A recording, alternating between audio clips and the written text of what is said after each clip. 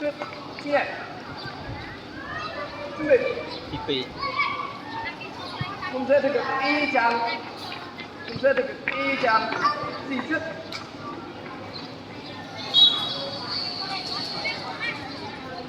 Vui xe con tuần ấy.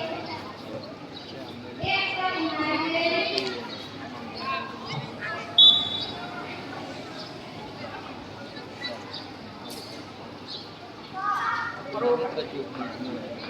Chú trưởng.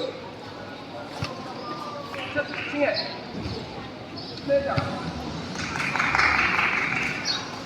Chú trưởng. sắp sẵn Đi con sáng con có. Đi con sáng con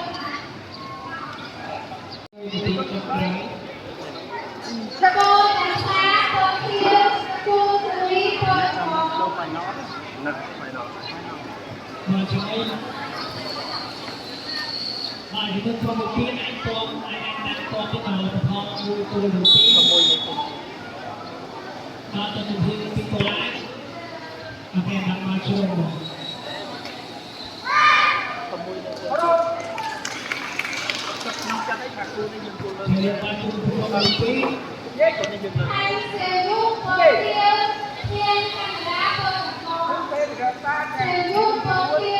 Hàng đá con có. Để tính đúng. Thì hết.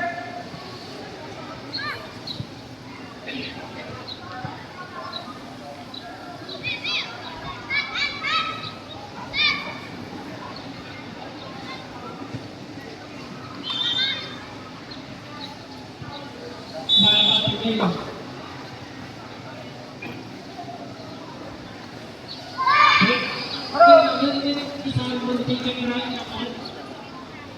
Chú chơi. và